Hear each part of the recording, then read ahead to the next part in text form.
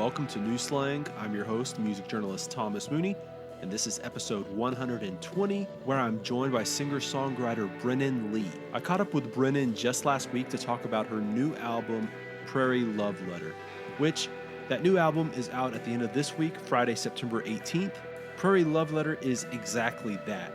It's a love letter to Brennen's roots, family, and the rural open plains where she was raised. I say it during this interview, but I just really love when an artist does an album like this. Obviously, typically you're so used to where you grew up that all the beauty is just kind of common and routine by the time you're 18. And if you're like the average 18-year-old, you're just kind of determined to get away from there as soon as you can.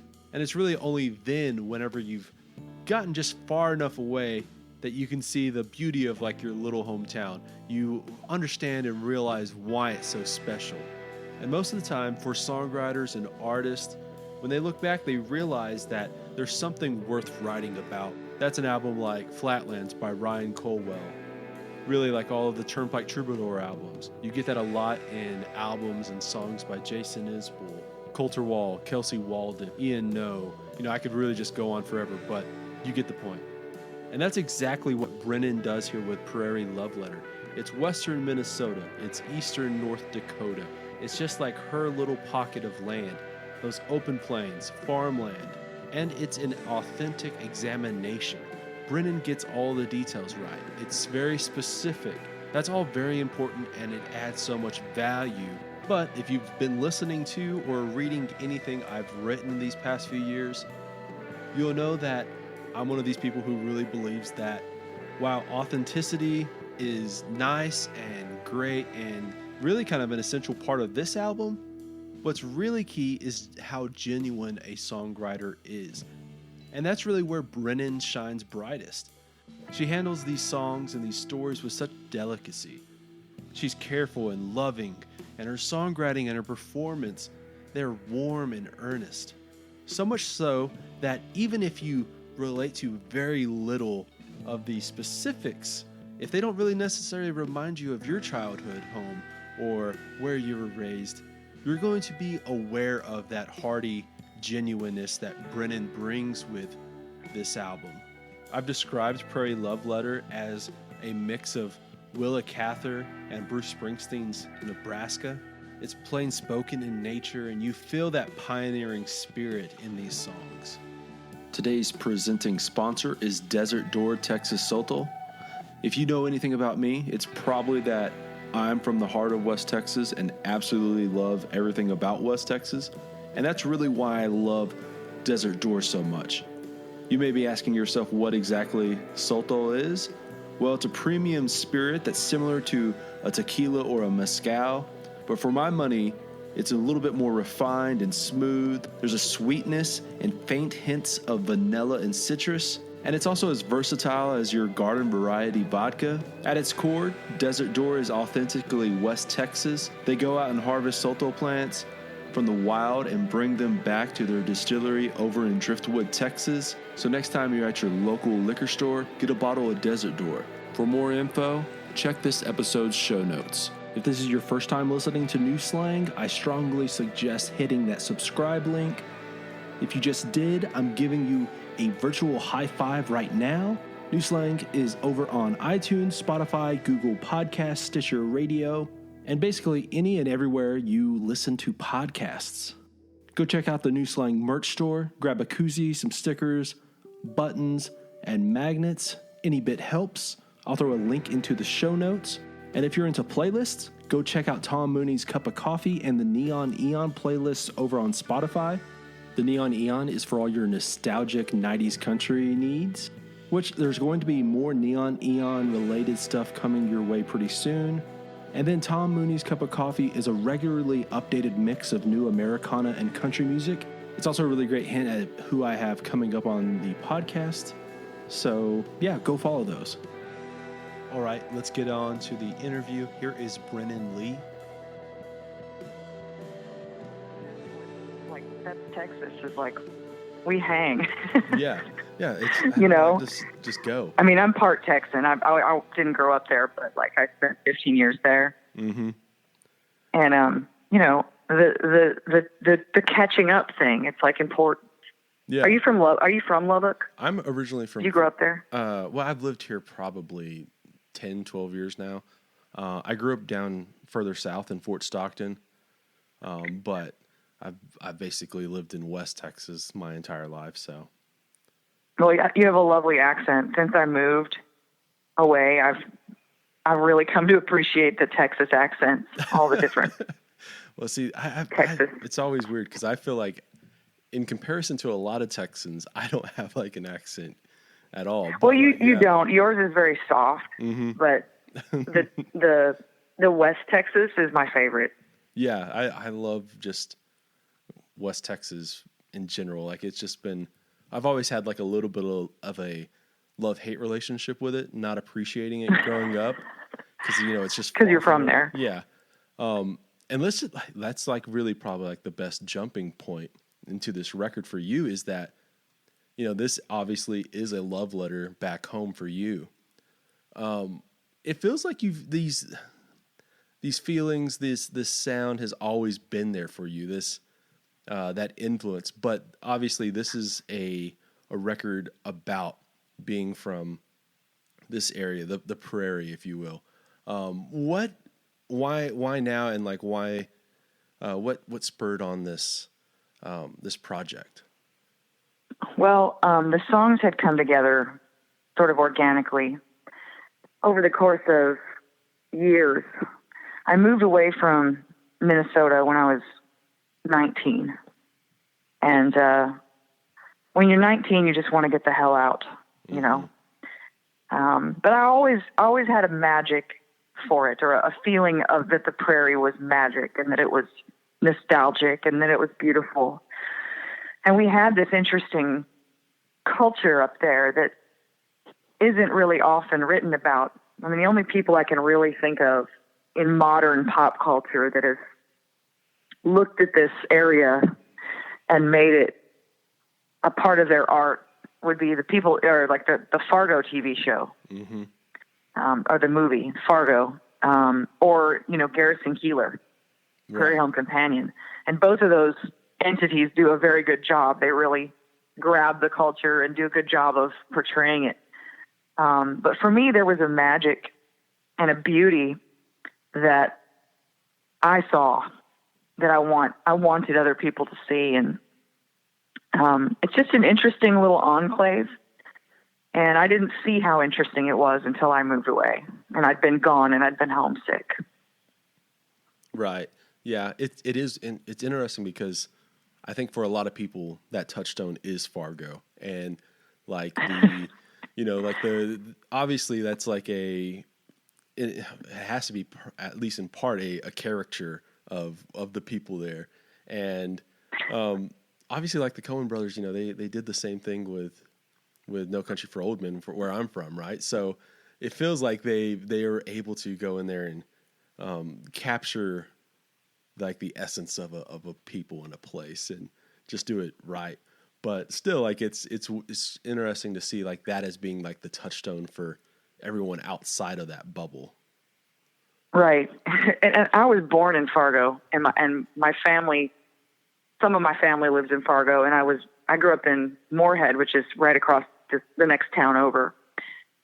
So, when you say Fargo, it kind of elicits a sort of joke reaction from people, like, "Oh, Fargo," like because of the funny accent.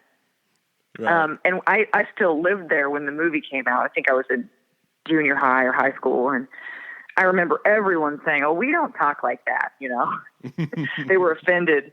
But, it is a great movie and I haven't watched the whole show, but I am a fan of the show. But there is a character element, and that's valid because there are some funny things about just the culture. It's funny. There's a passive aggression. There's a funny, there's a wholesomeness that's very real. And I think that comes from, Puritanism mixed with Scandinavian culture, from 100 years ago, and just living somewhere really cold and having to entertain yourself with accordion music. or whatever my dad's family and my mom's family did when they were, younger. But yeah, it's interesting you say the thing about No Country for Old Men, because it's been years since I saw that movie, but I kind of know what you mean. Like, they graze the surface and they do a pretty good job, but it's not showing the whole culture. Right. Yeah. Like I guess like probably, I'm trying to think of like how I was attached to this, but I think it had to be like the movie Fargo. I think there may have been a bonus little vignette of a little mini doc or something about it that came with a DVD or something, but it was talking about like that.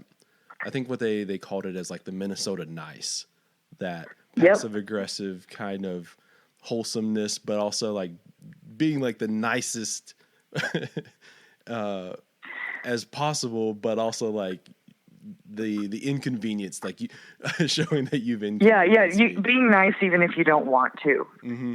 There's a great you can watch it on YouTube. It's called How to Talk Minnesotan, and it's like 30 minutes long. It's from 1990 or something. It's old, and it is spot on. It's so funny. Mm-hmm. The little things that we would say, like if someone offers you, and Texas has things like this. But in Minnesota, we would have this thing like, and I never knew this was a real thing. Like I never noticed we did this until I saw this little film. But if someone offers you a piece of pie, you want a piece of pie? Well, no, I'm good. I wouldn't want to trouble you. And then, are you sure? Well, no, I shouldn't. I'm pretty full from dinner. Oh, I'll just get it. I'm having a piece. Oh, okay. So you have to wait they have to offer it to you 3 times before you'll accept it. Yeah. And that's just a weird little cultural nuance that we would do. Or, following someone out to the car when they're leaving, that kind of thing. Mm-hmm. Just little funny, cute things you never knew you did. Yeah, it's like these little dances, right? These little traditions, right? These cultural norms that you just have Texas, to do. Yeah. Sorry to interrupt, but like in Texas, I learned, like having to hug everyone. Oh, yes. like this is not something we did at family gatherings. My family, and my mom's side is Irish and my dad's side is Norwegian, and we hug, but not like as a ritual. So, you get to Thanksgiving dinner and you hug every single person one at a time in Texas. And I mean, at least that's how it is in Noel's family. But that was new to me. And then when you leave, you hug everybody again. And if I forgot to hug somebody, I would be snubbing them somehow. Well, you've seen that at bars and at venues and stuff. Like, it is so hard sometimes. You'll try and leave a bar and it takes you 30 minutes because you have to say goodbye to everyone. And I've never really been like a touchy, like, hey, let's touch all the damn time, like hugging and handshaking. Especially not now, right? Yeah, especially now. And it just pulls me back to like this old Seinfeld episode of him just being like, I guess like Seinfeld just wanting to do like the wave. Like, why can't we just do that? Why do we have to do the wave? Yeah, like that's a thing, right? Like, and like he just you feel guilted into though, like where I've tried to do the wave. Like, all right, I'll see, like just wave to the 4 or 5 people there, and then it's like one person reaches out their hand to give you like a hand or a handshake and pull you in for your hug, and then you just feel guilted into doing it for everyone. So yeah, I know, but it's there's a sweetness to that. Mm-hmm. And even in, even in Austin, when I lived in Austin, I played there all the time and had a nice group of fans that would come out and hear me and dance and what have you. But I would get kissed a lot. Like, I'm a progressive, feminist leaning woman. And I always noticed that these, especially more, older Texan men, they would always kiss me on the cheek, and it's just a way that, you just have to accept it gracefully, because that's just That's just their way of saying, I care for you. Right. And it's their way of greeting. And it is new, different to me for sure, coming down from the Midwest, but I appreciate it as sort of a thing of old Texas that we may not always have. Mm-hmm. Yeah. Like it's what's so interesting I feel about when I was listening to this record and I think it's so amazing whenever a songwriter is able to like turn back home and like just collect all those songs about those things that you didn't think were, amazing or important, and then show them off. And I feel like that has been something that if you kind of like go back and like start listening to some of your favorite records or your favorite songwriters, they're all able to really do that. They're able to show off their little slice of America.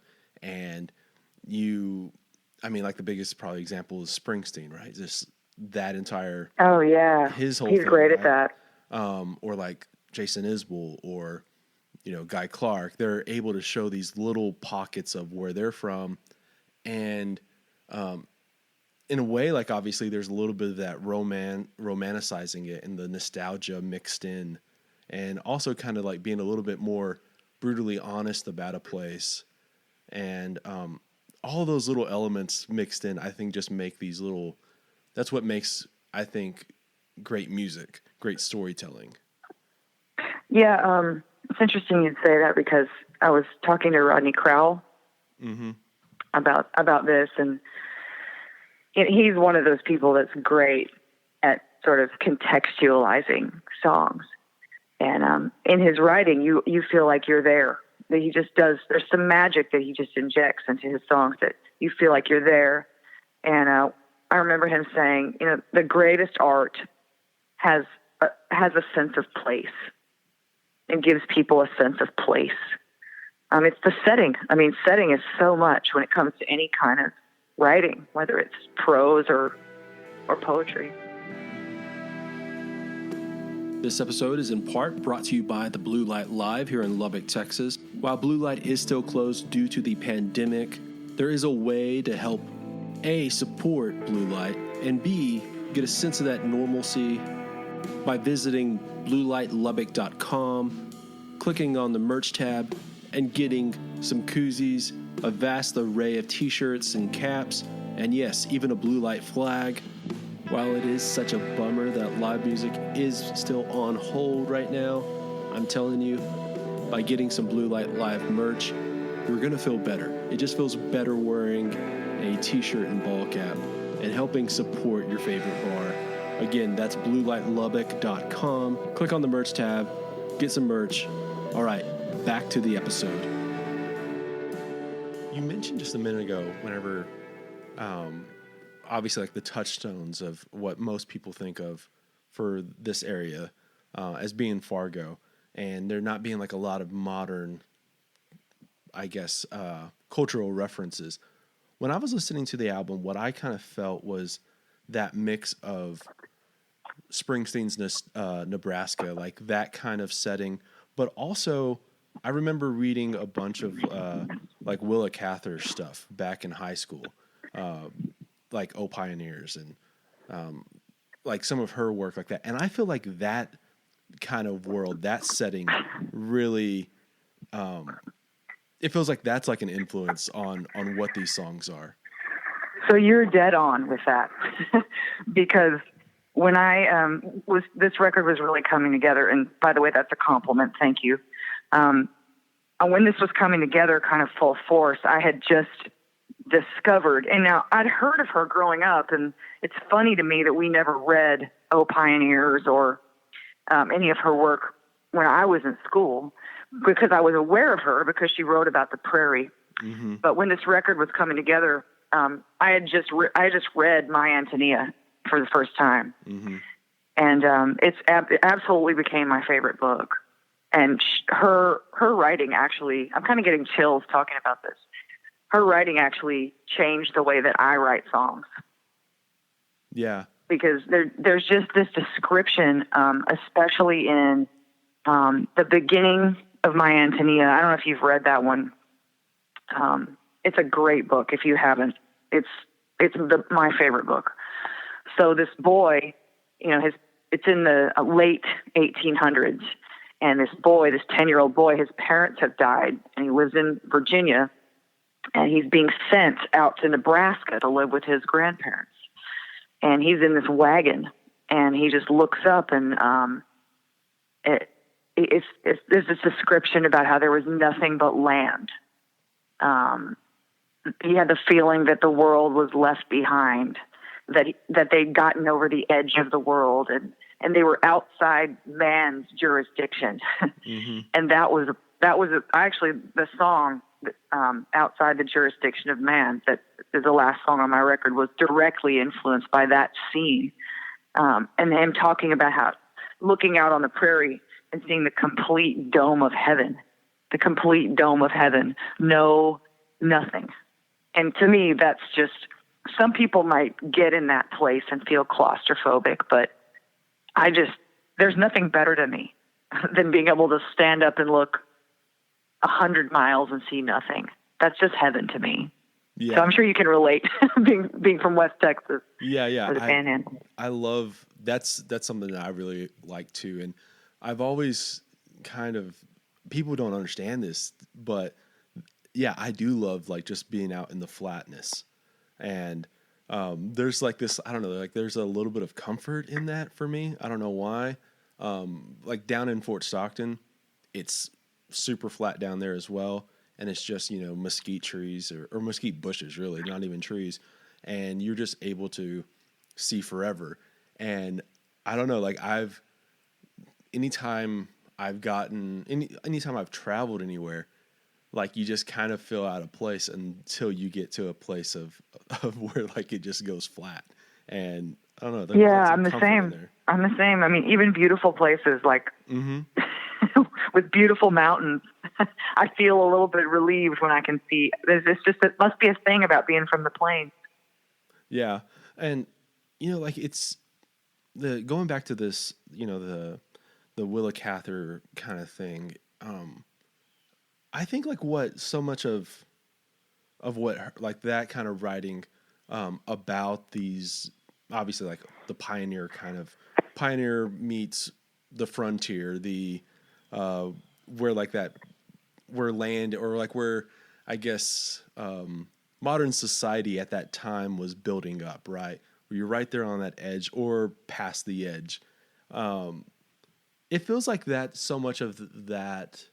The best way to describe all that kind of stuff is in that plain spoken kind of way, but also mixing in, and what is probably like my favorite part of listening to music and reading is those mixings in of like idioms and analogies and stuff like that. What do you feel like that's what because I feel like I see a lot of that in your writing, is like that mix of like just the plain spokenness of telling a story, but then obviously injecting these idioms or whatever the case, expressions to help, I don't know, tell the story better. Yeah. I mean, to me, like, it sounds corny. You know how people say, well, I didn't write this. I just got out of the way and let it write itself or something. Mm-hmm. I mean, it sounds corny, but like, I thought the best way to tell some of these stories was in the words and feelings of the people that I'm describing.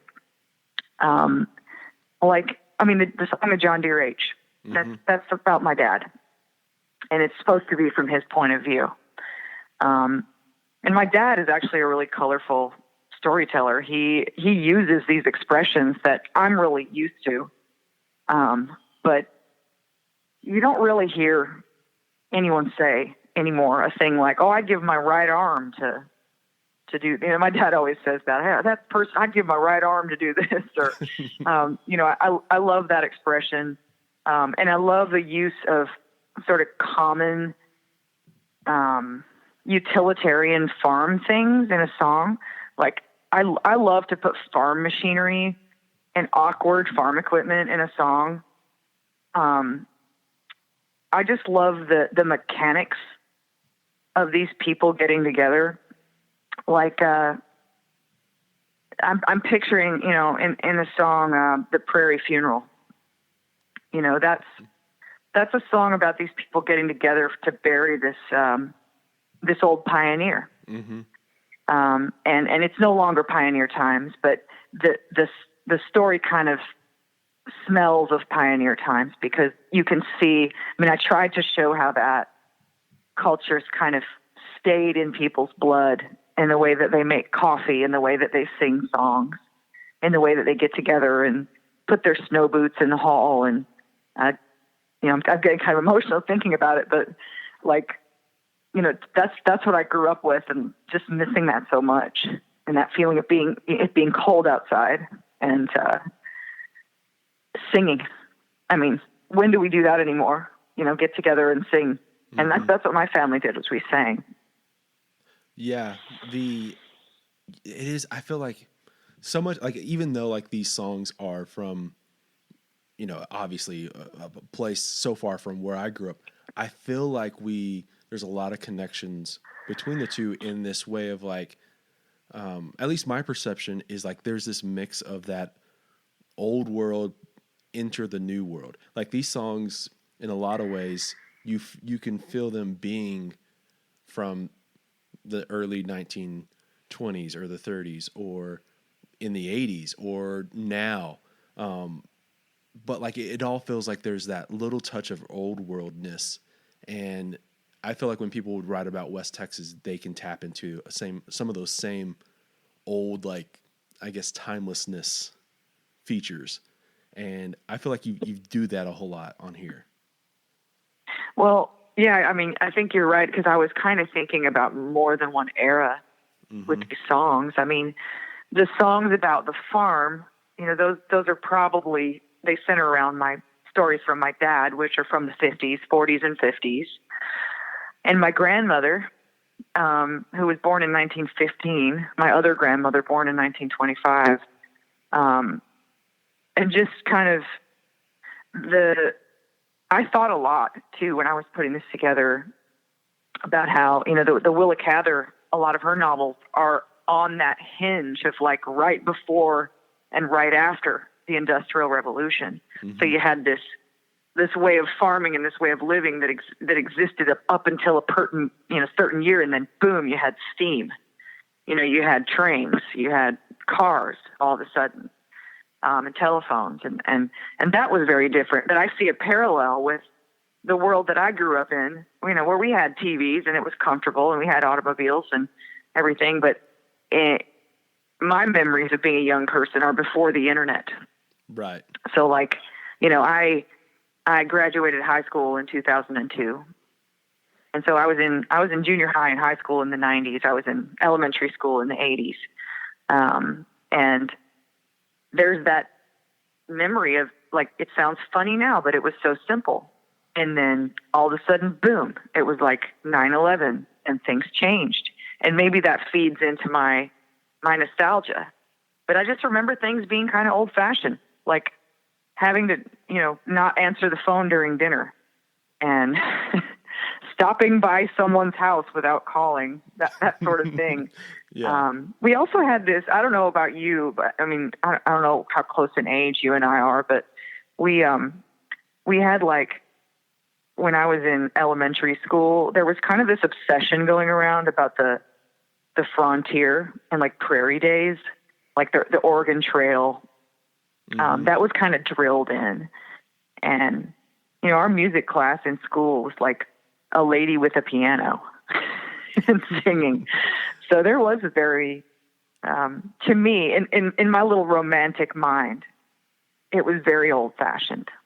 And then it became very not old fashioned shortly after that. Right. Yeah. Like 9/11. I am pretty close to your age too. I graduated in 2005. So, obviously, like, when 9/11 happened, that is such the world did change. Right. And I feel like that's like the loss of innocence for most people right there. Right. Or growing up in a lot of ways. Going to that pioneer thing, it's one of those things I never really appreciated most kids I think grew up with didn't appreciate this either. It was more like, oh, we get to be out of school. But like in Fort Stockton, Right. obviously a fort being there, like we would have like fort days, and you'd go out there and they'd have, all the stuff with the fort stuff and like old pine. You churn butter. Yeah, like stuff like that, right? And I always thought like, oh, this is like Fort Stockton's the lamest place on earth. And then kind of like getting out of there, I realized, oh, you know what? Actually, the city and like the people of the city are like trying actually pretty hard to help preserve some of this stuff, preserve the fort, like that's Fort Davis also has a really great fort too that they've preserved, but a lot of those things are gone. And I especially saw that going to other little towns around Fort Stockton and trying to find like old touchstones of the past and then them just kind of not being there anymore or just too far past the point of recognition. So I totally get what you're talking about. Yeah, there's, and we have to value those things and hand it to those people for keeping that going because they're living history. Just having someone to verbally tell you a story is just so valuable. They're kind of human wormholes. I don't know if you've ever heard that expression, but it's like a person that is a window to another era. Yeah. Like my grandmother on my dad's side, she would like say things in Norwegian. Like her parents were Norwegian, and like when I was a kid, she would like say these little expressions, and I just didn't think anything of it at the time, but that's gone now. And so, who's gonna just hanging on to that is trying to hang on to that, and also not being able to hold on to that. It's gone. That's like there's a grief in that, and there's like a sadness in that I tried to inject a little, or couldn't help but inject a little in these songs. Yeah. Well, going back to the song Prairie Funeral, there is very much that celebration, but it's obviously around a funeral. It is sad and it is grief, and it's what it kind of reminded me of. I'm sure you're familiar with Bruce Robinson's "My Brother and Me," because like great song. There's like a verse in there about them playing the doghouse bass and like nobody sings low and sweet like my brother and me. And that I feel like there's those, you guys tapped into the same thing, the same traditions. And even though I guess like Bruce is German, but you get the point of what I'm saying here. Yeah. It's also funny because like we grew up with country music, but it was like Merle Haggard, Flatt and Scruggs, that kind of thing. It was Southern music. But that was our music, but it wasn't like a part of the culture in Minnesota as much as it would be like in Texas. Mm-hmm. So my family was kind of unique in that way. But there is kind of and I wish if I could go back in time, I'd give anything to be at one of the dances that my grandfather played. He played the 4-string tenor banjo and apparently sang, well, we never met, but they would play barn dances. And it was not, I think they played songs like kind of popular songs of the day, Good Night, Irene, and songs like that. And probably I think they probably had an accordion player. They probably played some Norwegian polkas, German polkas. Just to experience that would have been so cool. But I can only imagine and hear the remnants of it now. Yeah. I'm not obviously like the German influence on Texas is so. If you're not aware, like it's right there. Even if you don't feel like you are listening to polka music every day or something like that, it's there. But yeah, it's very much there, and I feel like the more you become aware, the more you see it. I was going to ask if there was like that kind of that polka, the accordion, that aspect of growing up there was if that was a major cultural norm, I guess. I remember being at weddings and there being polka. Like there was the obligatory polka at every wedding. But I don't know I don't know enough about polka to say if it was a Norwegian polka or a Swedish polka or a German or a Polish polka. Mm-hmm. But the little enclave where I'm from apparently has like the most Norwegian Americans in anywhere in the United States, or it did. So there was always that. It's not as musical of a culture as, say Central Texas with its Mexican music and its German music. But there was also there was a TV show on Saturday night on like public access with polka, people dancing polka. And then on Sundays there was a radio show that was like all day that was like polka music and gospel. So I don't know. I need to like ask somebody in my family if they remember what that was, because obviously they had enough listeners of a certain age probably that that were into it. Yeah. It's not a big part of my influence, the polka and the accordion stuff, but I hear it and it makes me kind of choke up. So I know there must have been a thread that kind of ran through subconsciously. Yeah. Yeah. I always think that like sometimes it's just having those instruments around, even if you're not like, oh, I love this kind of music. If that instrument's there and you have access to it and it's familiar, you can twist it and turn it and make it something that feels familiar for you, or that's something that you like. So yeah, you have like a literacy around it that not everyone has. Mm-hmm.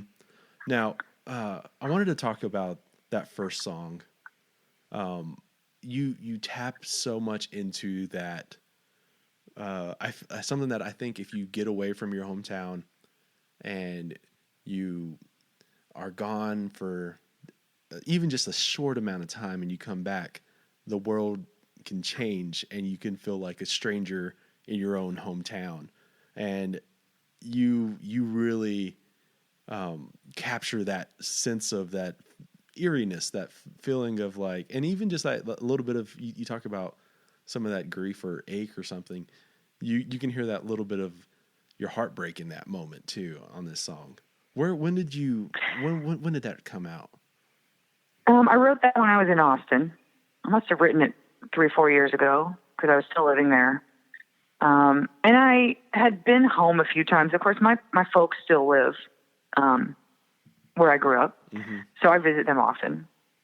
And that's always nice. And I've got a few friends that live back home, but sometimes you go home and it's just not there anymore. Like, things have just changed so much. The high school's been remodeled and it's this different building now. And, Fargo itself is a lot more built up. I drove through it, back in July, and there's a lot of things about it that are unrecognizable, for better and worse. Mm-hmm. So it's bittersweet. And, when you're young, it's the biggest thing, and you go home and things kind of it feels like well, for one, I've lived away for a long time and I don't have the accent anymore. And I'm often told to my chagrin, like, you don't sound like you're from Minnesota. I get that a lot. And it's like, well, it hurts a little bit because on one hand, they're imagining that Fargo accent and they're expecting that maybe I would have that. But on the other hand, it's like a piece of my culture that I kind of wish I could, like a tattoo. It's like, I wish that I still had some. I look like a Minnesotan. I'm 5'10" and blonde, but besides that, you can't tell I'm from there unless I tell you. Yeah, like there's this. I'm assuming you left and you went to what was like the first city you went to, like that you were living in right after? I moved to San Marcos. Okay, so like a bigger, like for college for 1 year, and then I quit college and moved to Austin. Okay, so like you probably understand this big time is like, I moved from Fort Stockton to Lubbock, and it was kind of like, oh, I'm moving to a bigger city. And anytime you kind of went back, you go like any kind of, I guess, I don't know. I'm trying to think of a great example here. Even just something as like, I remember moving or going back and visiting around Christmas, and they had built a new movie rental place.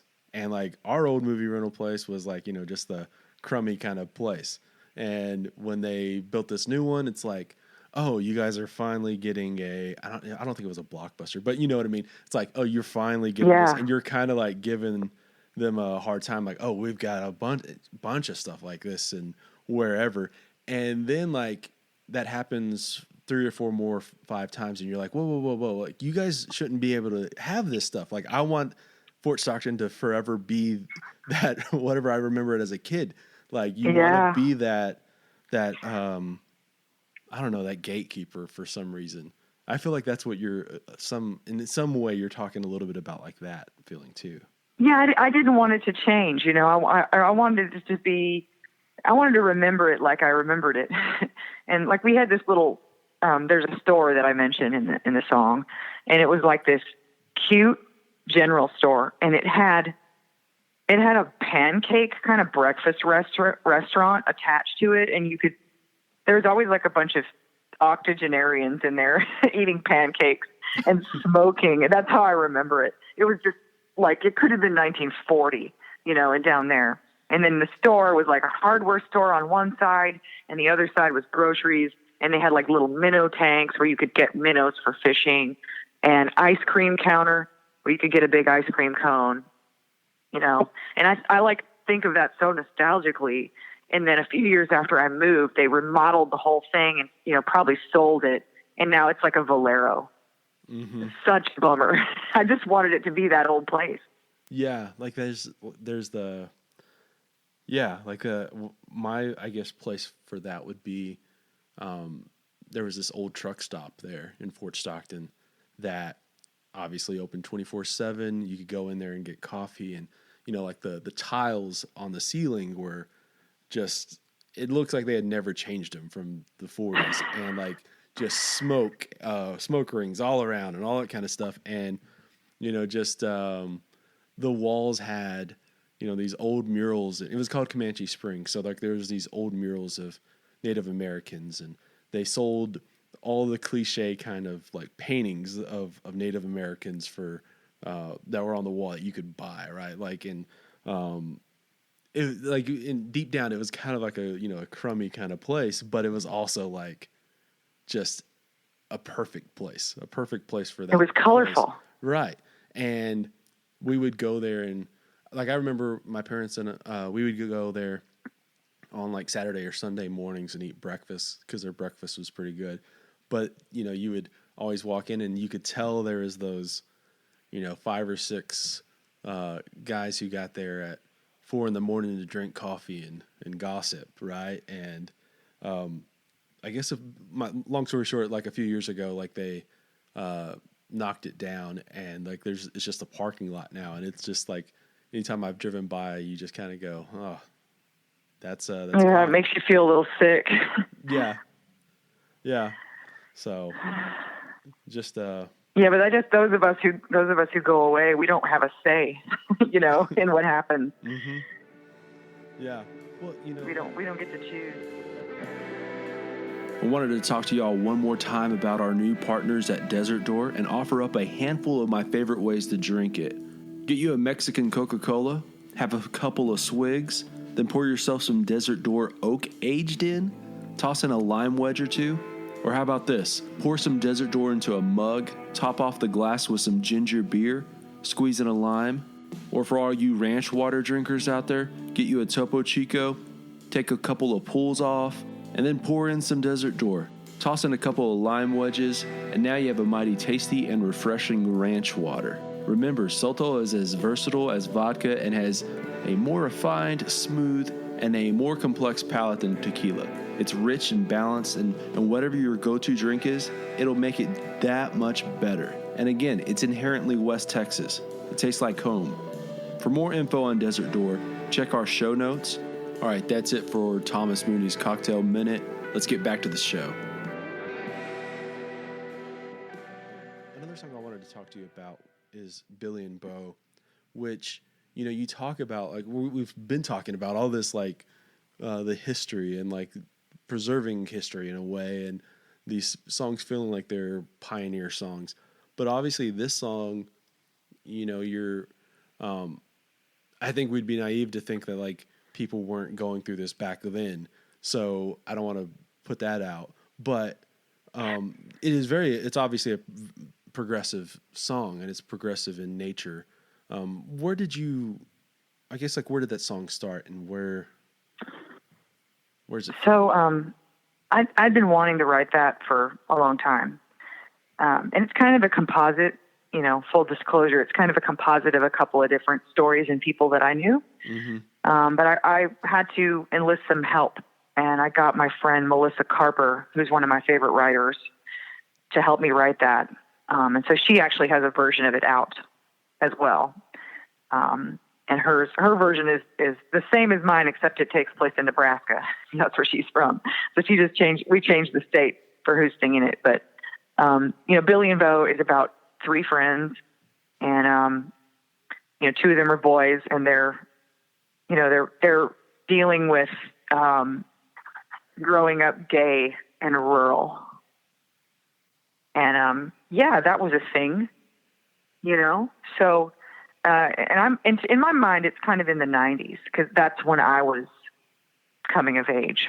Mm-hmm. I was in the 1990s, and, you know, I can't speak to that experience myself, you know, being a straight person, but, it was all around me, and some of my best friends were going through it. So, I just wanted to, kind of tell a part of that story, and be, just show the memory of kind of that difficulty, and also just tell a love story and a story of friendship. And also kind of, you know, the main piece of that I really relate to is kind of feeling like, a little bit misunderstood. Right. And a little bit like you'll never feel like you fit in. 'Cause I would think a lot of people could relate to that. So there was that element, and also just kind of that magic of young love. Mm-hmm. That you love when you're, you know, 16. That's a big part of that song. You know, there's a backdrop, of course, of the issues in the song, but for me, it's just kind of a nostalgic snapshot of a time that's gone. Yeah. Yeah. You know, I think you're ignorant or naive to not feel like you know someone who's gay or bi or whatever the case is. And, you know, growing up, I remember having friends who, now that they're open and out of the closet, like, you can always kind of go like, oh yeah, you know, you kind of reflect back on, like, you know, I can't imagine growing up in a place like Fort Stockton where, you know, like, you're not like, there's nothing necessarily let's just think about it in the pop cultural sense, right? There's nothing necessarily geared to you or about, like, your what you're going through. It's you know, boy meets girl, right? It's never anything other than that. That's what's on TV or on the radio or what have you. So, and I would imagine that would just contribute to your feelings of isolation. Mm-hmm. Not having anyone tell your story. So, to me, that's been a nice, gratifying thing about releasing that song has been, I've been told, this is nice to hear because it's a perspective. You know, no one's been telling my story. No one in country music. They've been so underrepresented. Right. Absolutely.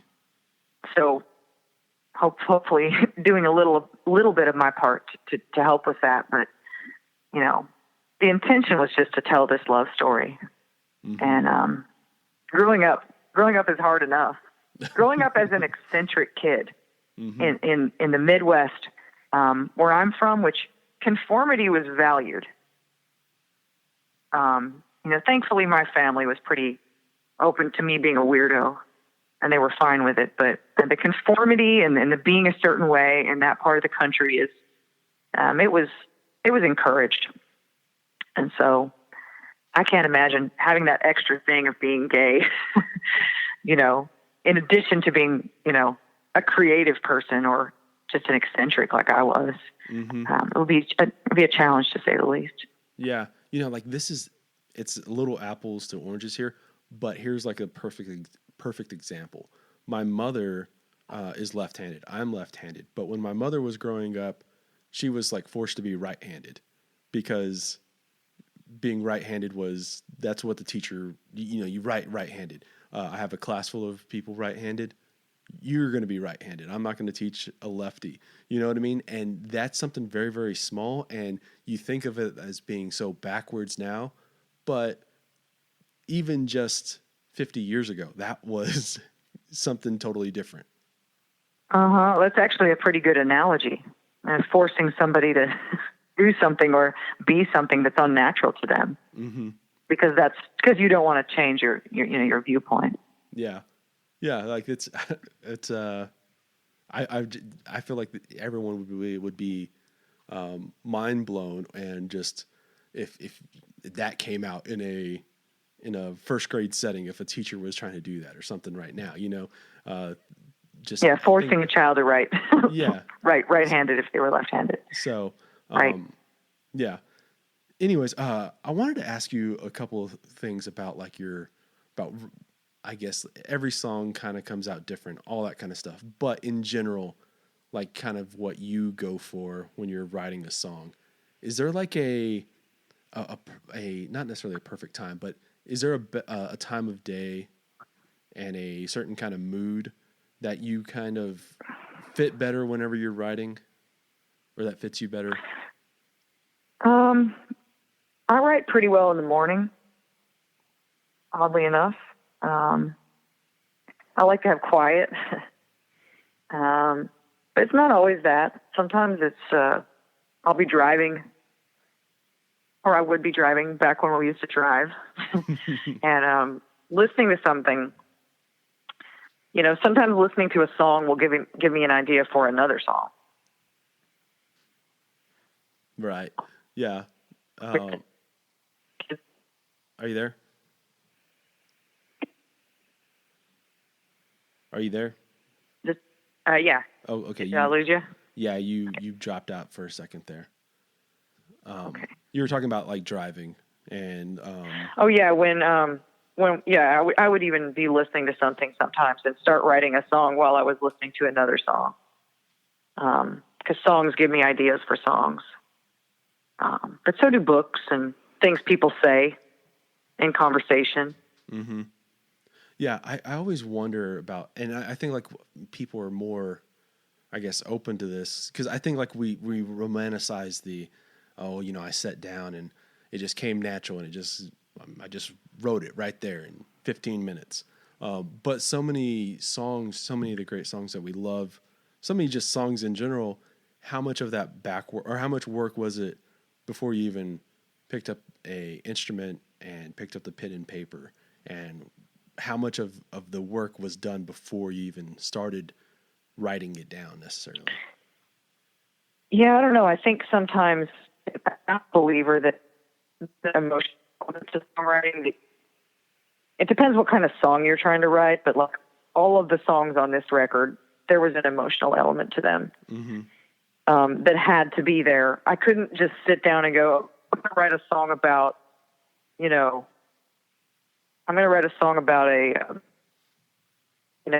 dog, because it was a goal I set out to do or something. There had to be that emotional connection and that strong feeling before I could start. Right. It just depends on the type of song, though. Yeah. Are you like a pen and paper person, or you?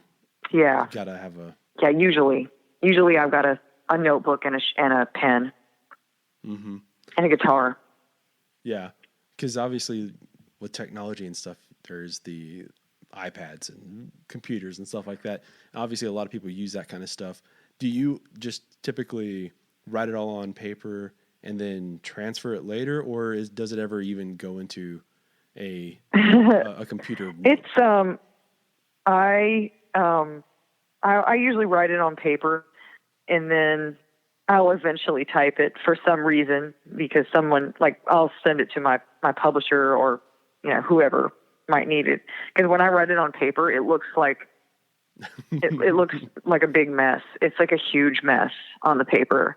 There's stuff written sideways and upside down and like drawings. So eventually I have to type it. Yeah. I feel like I don't necessarily have like horrible handwriting. I've said I've had horrible handwriting on here before, but I've got, well, I guess, like lazy handwriting. Like it just kind of like the longer I yeah, write, me too. the worse it gets, and then like, you're just kind of like, what is this at the bottom? So yeah.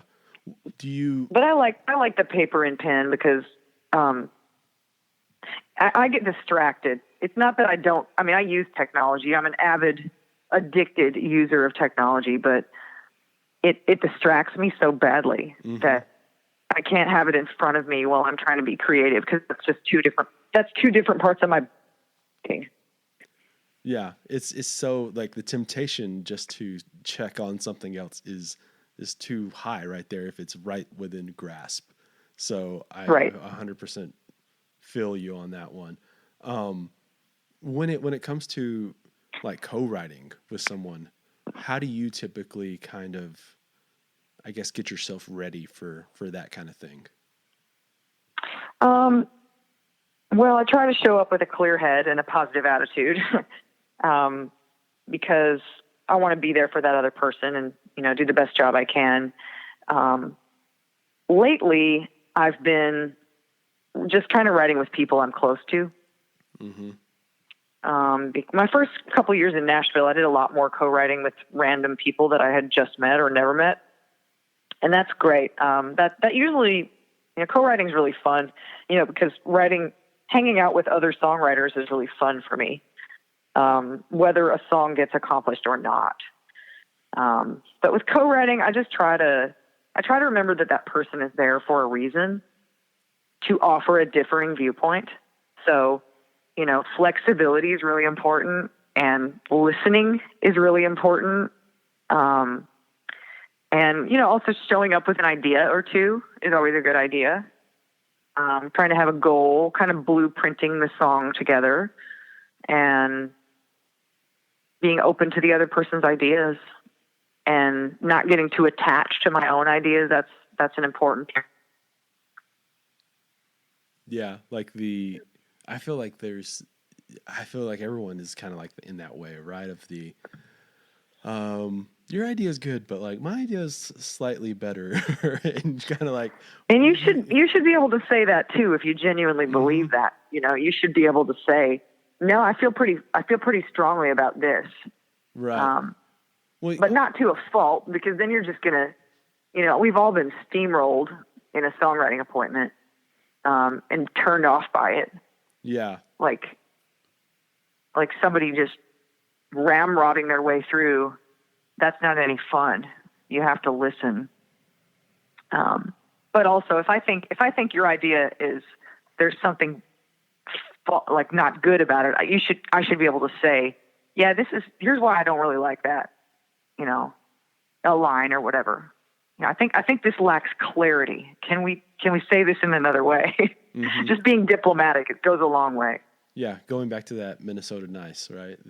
Yeah, right. If you can't say something nice, exactly. Well, it does. I feel like if something needs clarity for you in the room, on something that you're writing, you got to think about like, how is that going to translate for an audience? You know, so that clarity is necessary. Or yeah, and that's always on my mind. Like, this might mean something to me, but if it's indiscernible for other people, they're going to be lost.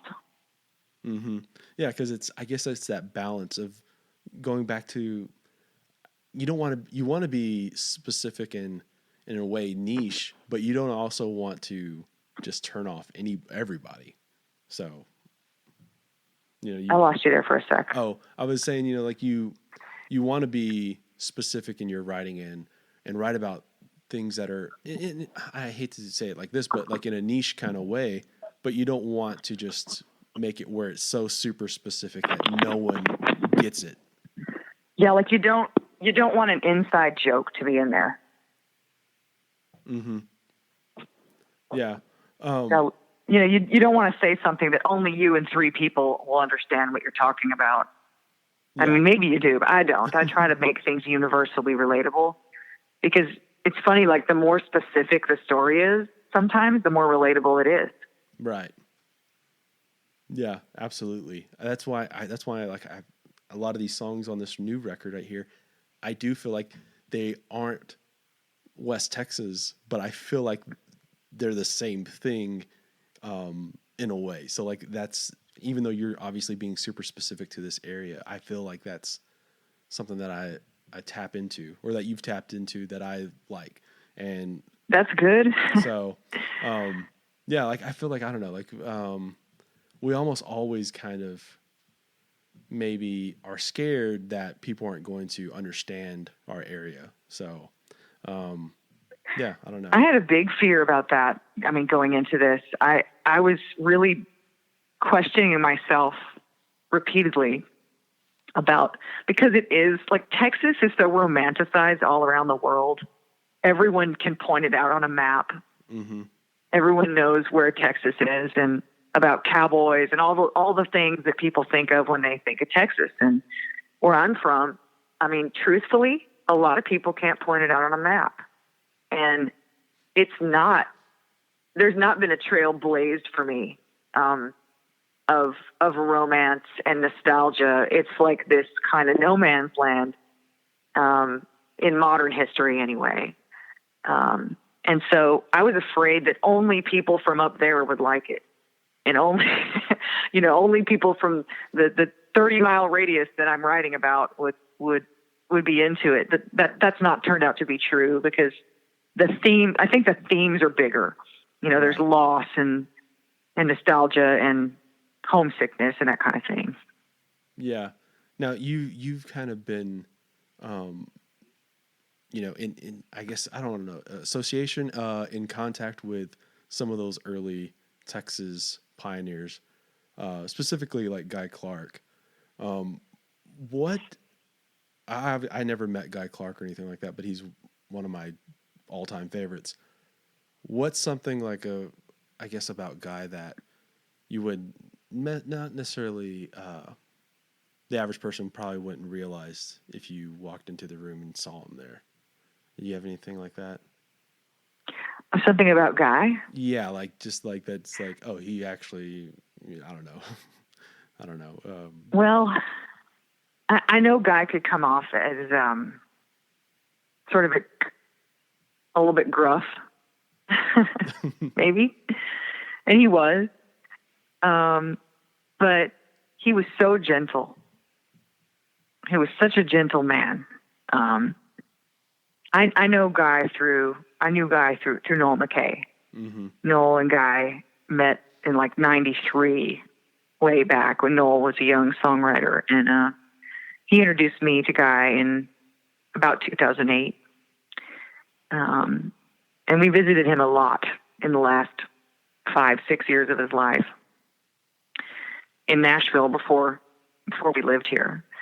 And I don't know, I liked being in his company. That was a thing. We didn't write together. The two of them were building a guitar together and writing, and we just often would go over there and hang out with him. We opened for him sometimes in various places, Texas. But he just was this gentle person, and one thing I always like to remember about Guy is that he treated me as an equal, which, if you think about the context of who he was, his age and his gender and everything he'd accomplished, it's kind of mind-blowing, because that's not very common in someone of his generation.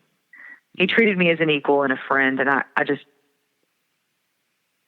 I appreciated that as a young songwriter.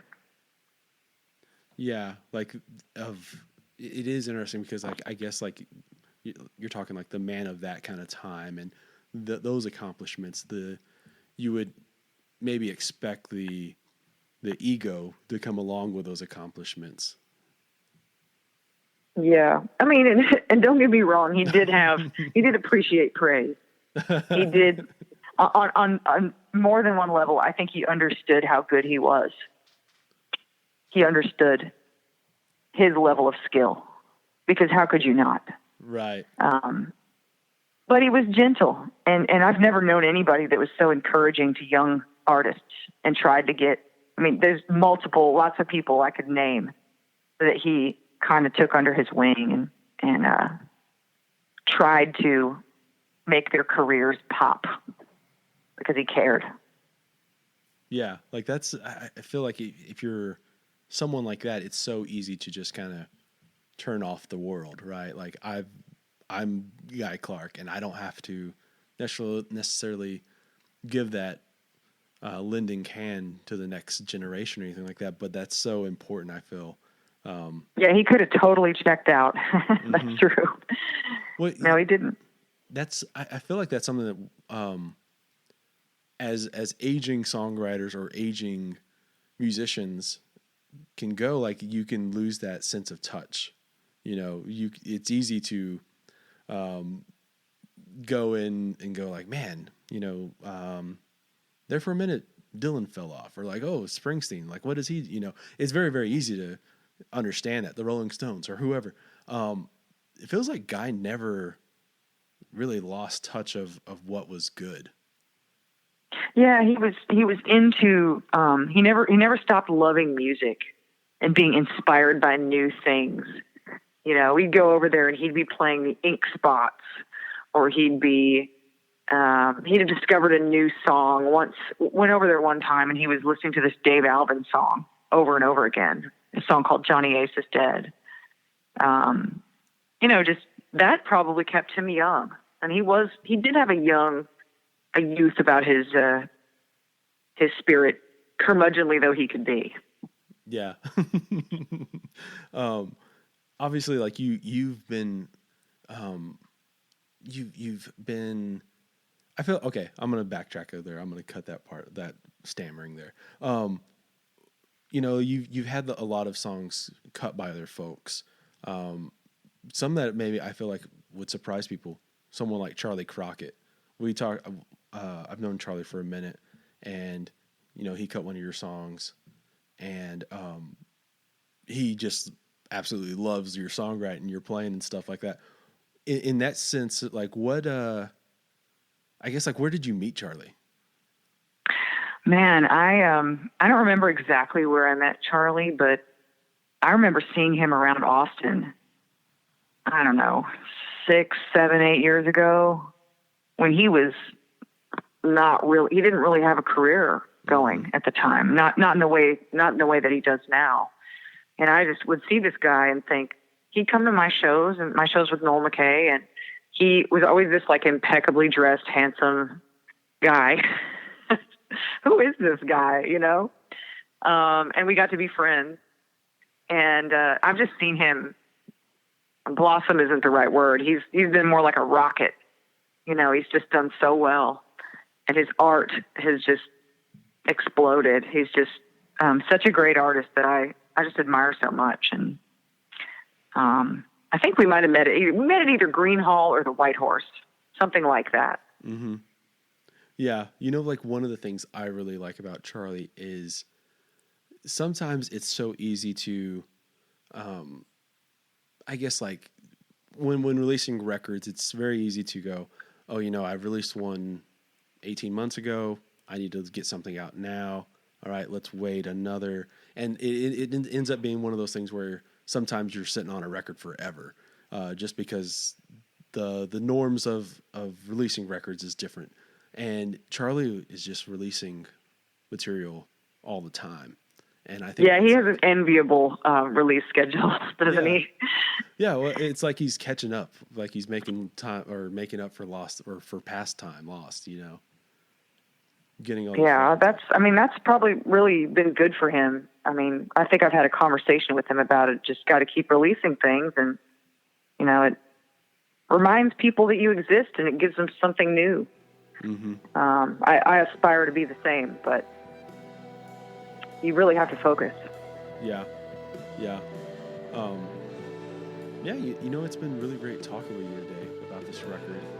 Yeah, you too. Thank you for listening to it and doing the research and asking the right questions.